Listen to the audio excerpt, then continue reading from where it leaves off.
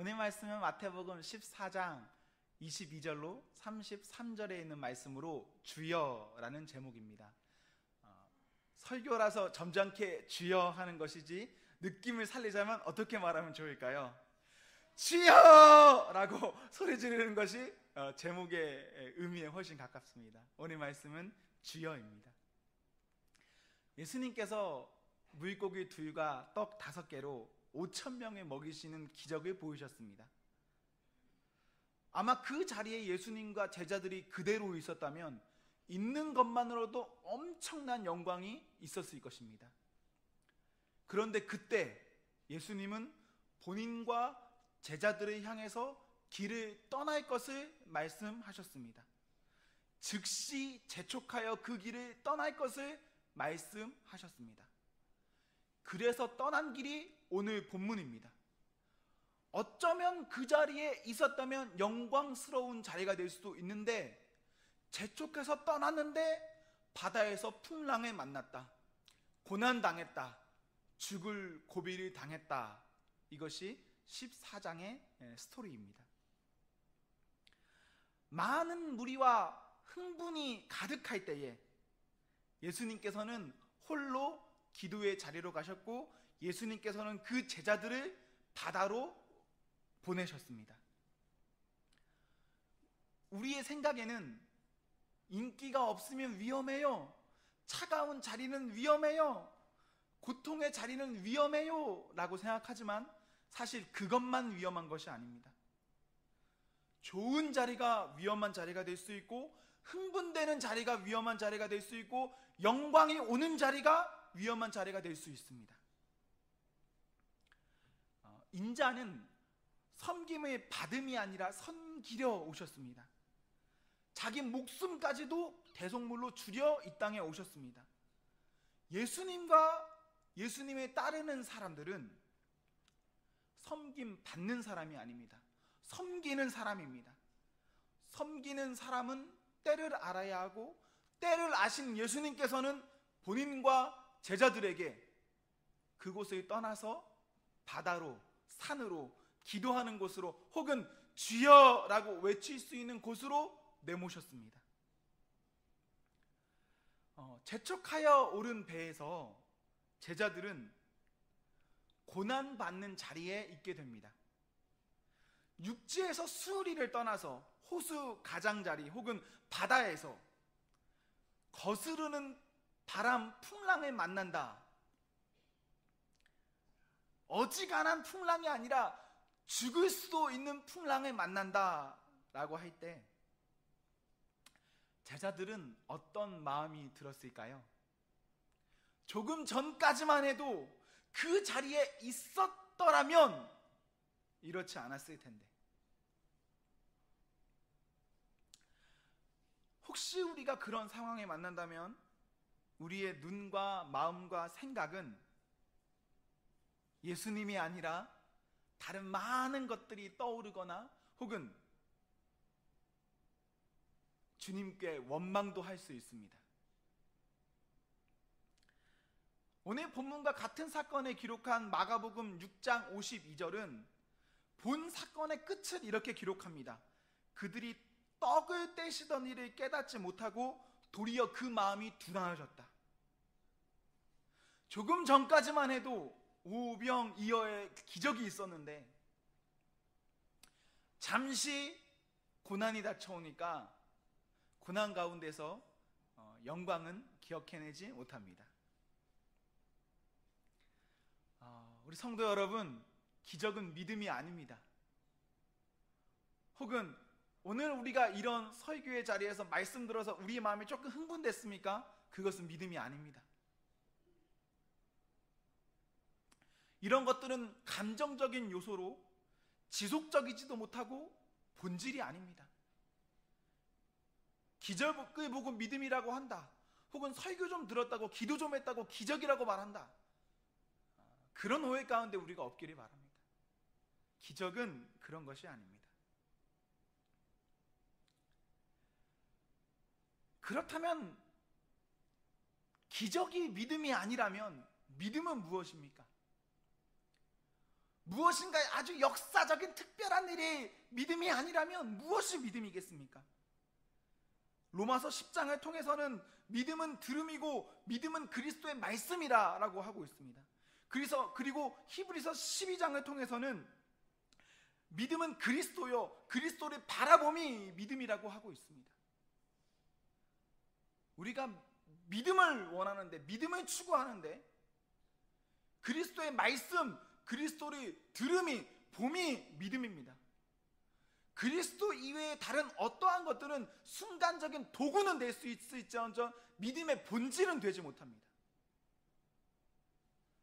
우리의 신앙생활 가운데 우리를 믿음이라고 착각할 만한 많은 도구들이 있습니다. 그때에도 우리는 그것을 오해하지 않고 오용하지 않고 그리스도만 바라고 그리스도를 봄이 진정한 믿음이다 라는 신념으로 기도하셔야 합니다. 그리스도께 주목하는 성도, 믿음의 연수가 아니라 내가 그동안 어떻게 살았다가 아니라 그리스도를 주목하는 성도, 그리고 그리스도를 보는 성도, 그게 진짜 믿음입니다. 도구적인 요소를 통해서 우리가 어떤 매력이나 체험이 있었다고 해도 그것으로 만족하며 살지 마십시오. 그것은 믿음이 아닙니다. 무섭고 두려울 때가 있습니다. 고난당하고 있다고 느껴질 때가 있습니다. 그때 예수님 보셔야 합니다. 26절에 보시면 제자들은 보고도 보지 못했습니다. 제대로 보지 못한 겁니다. 내 앞에 예수님이 있는데 제대로 보지 못했어요. 제대로 보지 못한 이유가 있습니다.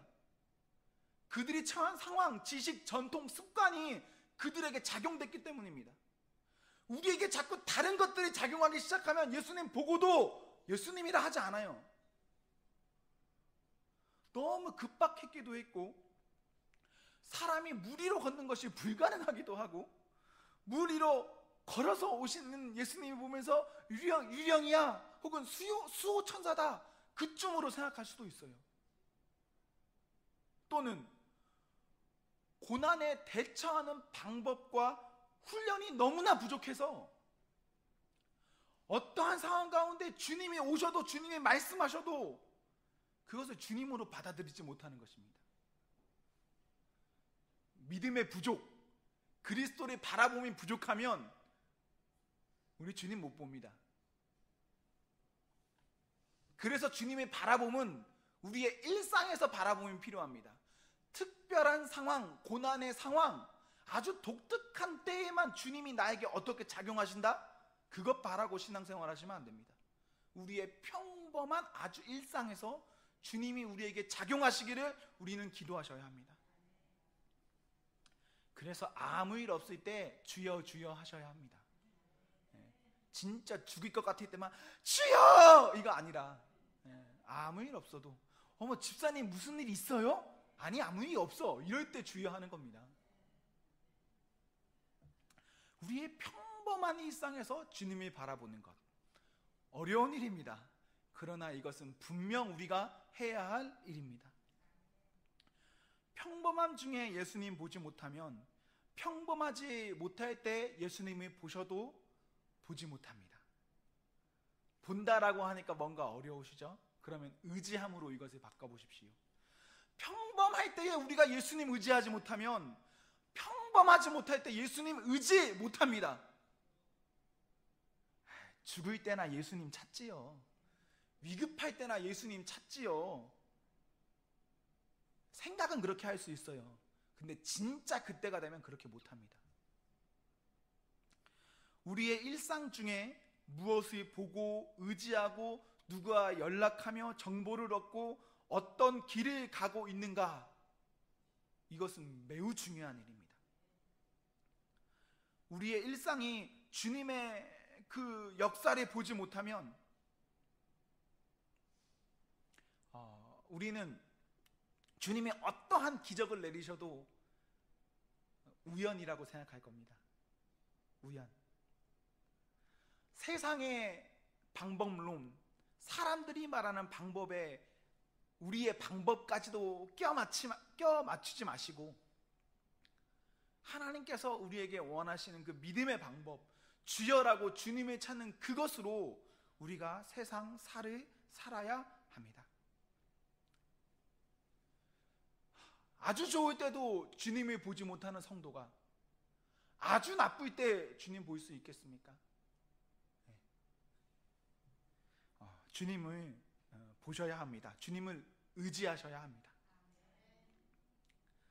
베드로는 주님을 보며 주님의 부르심에 응답하여 물 위로 뛰어내렸습니다. 그리고 물 위를 걸었습니다. 이때가 베드로는 주님을 본 때입니다. 제대로 본 때. 30절에 보시면 바람을 보며 무서워하지 않았다면, 베드로가 주님에게서 시선을 뺏기지만 않았다면 베드로는 물 위에서 주님 영접했을 겁니다.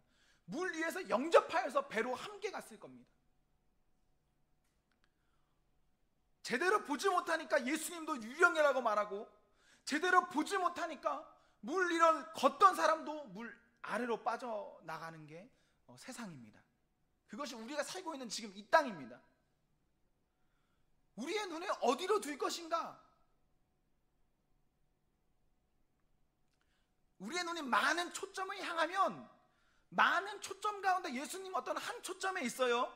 예수님 제대로 보는 것 아닙니다. 나머지 초점을 포기하는 것이 예수님 보는 것입니다. 예수님 보면 예수님 때문에 다른 어떠한 것들이 더 이상 큰 것이 아니라 충분히 감당해낼 수 있는, 그것을 돌파할 수 있는 그 일로 우리에게 다가옵니다. 예수님 보셔야 합니다. 우리의 재산이, 우리의 건강이, 우리의 어떠한 능력이 우리를 끝까지 붙들고 나가는 것 아닙니다. 어느 순간 그것도 물에 잠기는 날이 있습니다. 오늘과 같은 본문에서 저는 종종 이런 생각을 합니다. 베드로에게, 아이, 왜 그렇게 살아? 나도 운전하지 못한데. 무언가 아쉬운 베드로를 보며 쉽게 말합니다. 낱말하긴 참 편하죠. 그러나 베드로는 성경에 몇 가지 조금 탓할 만한 이야기가 있다 하더라도 베드로는 절대 그 가치를 절하할 수 없는 인물입니다. 베드로에게는 30절이 있거든요. 30절 후반절에 주여 나를 구원하소서. 실수하고 돌아오지 못하는 사람이 흔해요. 그리고 그것이 일반적인 사람입니다. 제가 그런 사람이에요. 실수하고도 실수한 거 부끄러워서 덮어놓거나 그 자리에 가지 않는 것. 베드로는 우리가 쉽게 말하지만, 쉽게 말함에도 베드로를 높이 평가해야 되는 것은 실수함에도 불구하고 반복적으로 계속 주님 찾아요. 실수 가운데 주님 찾는 거 쉬운 일 아닌데 이렇게 찾는 믿음도 우리에게 있어야 됩니다. 일상에서 예수님 찾아야 하고, 일상에서 예수님 찾음이 없습니까? 그래서 혹시 우리가 어떤 죄 가운데 가득 차 있다 라는 그런 불신의 마음과 믿음의 부족한 마음이 우리를 감싸 안고 있습니까? 그런데 그렇다 하여도 그때에도 주님 외쳐야 합니다. 이유가 어쨌건 결국 돕는 분은 주님이시니까 내가 판단하는 것 아니라 주여라고 외치면 그것으로 끝입니다.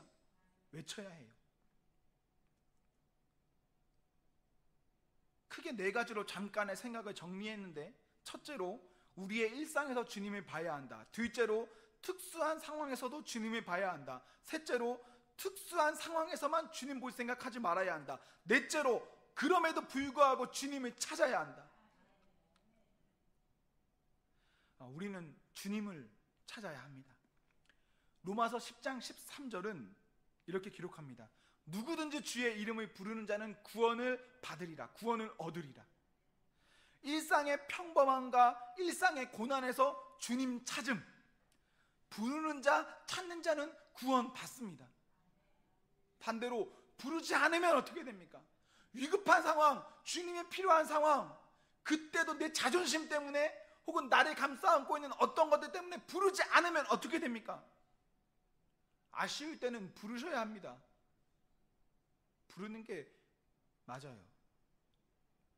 계속해서 이어지는 로마서 10장 14절의 내용을 봐도요, 이렇게 기록해요. 그런즉 그들이 믿지 아니하는 일을 어찌 부르리요? 주님을 부르는 것은 아무나 부를 수 있는 것 정말 아닙니다. 믿는 자가 혹은 주님께서 특별히 역사하는 자가 주님이 부르는 겁니다. 그런데 그런 자는 구원 얻어요. 부르짖는 것, 주님을 찾는 것, 정말 중요한 일로 저희 모두가 해야 할 일입니다. 조금 말이 어눌하면 어떻습니까? 조금 우리가 부족하면 어떻습니까? 주님 찾으면 그걸로 되는 거예요. 뭐 앞에서 기도회 인도한다고 해서 이 사람의 믿음이 엄청난 것입니까? 아니에요. 말 못하면 좀 어떻습니까? 기도가 유창하지 못하면 어떻습니까? 뭔가 좀 바보같이 말하면 또 어때요? 주님, 그러면 기도 끝나는 것 아닙니까? 한번 이따 불 꺼지면요, 스스로 한번 시험해 보십시오. 주여라고 몇 번이나 부를 수 있을 것 같습니까, 성도 여러분? 부르짖든 그냥 마음속으로 주여 주여 외치는 몇 번이나 부를 수 있는 것 같으세요? 주여라고 끊임없이 기도하는 것도요, 아주 어렵습니다. 아무나 하는 거 아니에요. 그런데 우리에게는 주여, 주여, 주여 이렇게 외쳐서 혹은 마음속으로 간절히 주님의 찾음이 필요합니다. 우리 모두는 예수님을 내 주로 시인하고 그리하여서 예수님을 따르기로 서약한 사람들입니다. 우리가 그렇게 해서 세례받은 거예요. 그 서약으로 우리를 흔하게 성도라고 부르고 있는데, 우리가 있어야 할 자리가 있고 그 자리에서 해야 할 일이 있고 우리는 해야 할 그 순간순간마다 주여라고 외쳐야 하는 그런 소명이 있는 사람들입니다. 그 중심의 고백이 우리에게 끝까지 있어야 합니다. 주여라고 외치는 고백이 끝까지 있어야 해요. 혹시 주여를 주문이라고 생각하십니까? 기도할 때 주여 주여 외치는 것이 주문입니까? 주문으로 일단 오해하시면 안 됩니다. 그리고 주문처럼 오용해서도 안 됩니다. 정말 주여를 주문으로 외우기도 해요. 그냥 주여 주여 주여 하면 다 되는 것처럼, 나무 아미타불 하는 것처럼 주여 하는 그런 것도 사실 현대 교회에 많단 말입니다. 잘못된 거죠. 오용하지 마시고 오용하라는 것이 아니라 주여라는 간절한 외침이 진짜 필요합니다. 주여라는 간절한 매달림은 예수 그리스도를 보려는 철저한 믿음의 몸부림입니다. 얼마나 주님 보고 싶으면 주여라고 외치겠습니까? 얼마나 통탄을 누르시면 주여라고밖에 기도를 못하겠습니까? 얼마나 나의 무능함을 인정하는 사람인데 주여라고만 외치겠습니까? 모든 순간 주여라는 부르짖음이 우리의 둔하여진 마음, 세상에 기들여진 마음, 그것을 깨울 수 있기를 소망합니다. 주여 주여 주여라고 외칠 때 우리의 마음이 주님으로 인해서 깨어지는 그런 역사가 일어나기를 소망합니다. 우리 준비된 영상을 하나 보시고 우리 함께 기도하겠습니다. 내가 살고 있는 것이 리무르, 거의 티비오, 티밭이에요. 내가 이렇게 걸어가잖아요. 그러면 아래에서 이 꼬마들이 나를 올려다 봅니다. 우리 교회 주일학교 애들이에요. 내가 선교사인지 알아요. 내 이름이 유니스니까 내 이름을 불러요. 아래에서 나를 올려다 보면서 내가 지나가면 이렇게 불러요. 유니스! 목이 터져라. 유니스! 유니스! 막 이런데 얼마나 내 이름을 부르는지 나한테 아무것도 달라 그런 건 없어요. 그러나 내가 알아요. 얘네들 신발이 없어요. 맨발로 다니거든요. 근데 유니스 할 때 저것들 신발이 없는데 신발 사줘야지. 그 생각이 들어요. 그 다음에 또 유네스 이러면 저 녀석들 밥을 하루에 한 끼 먹는데 밥도 좀 많이 줘야 되는데 빵을 사줄까? 또 유네스 이러면 쟤네들 학교도 없는데 내가 돈 많이 있으면 학교도 지어주면 좋겠다. 이런 생각을 해요. 선한 생각이 계속 나게 있다는 이야기예요. 근데 걔네들이 그 누구도 나한테 유네스 신발 없어요, 신발 사주세요, 아무도 안 그랬어요. 그러나 내 이름을 부르는 순간순간 쟤네들 뭐가 필요한데? 이게 무슨 이야기냐 하면 여러분이 기도할 때 쥐야 이러면은요, 여러분의 마음을 하나님이 왜 모르겠어요. 여러분 필요한 거를 하나님이 아세요. 그리고 하나님이 여러분을 정말 사랑하세요. 안 주고 싶지 왜 안 주고 싶겠어요. 그러나 부르짖어야 말이지. 부르짖지 않으면 또 하나님의 마음이 또 감동이 안 간다니까. 그래서 오늘은 여러분의 필요가 있을 겁니다. 어떤 것이 필요로 하는지, 그것이 공부인지 돈인지 건강인지 관계 회복인지 아니면 영성의 회복인지 하나님 알고 계십니다. 겉으로 크게 내가 말로 표현하기 싫으면, 어려우면, 불편하면 그냥 주여 이름을 부르세요. 주여.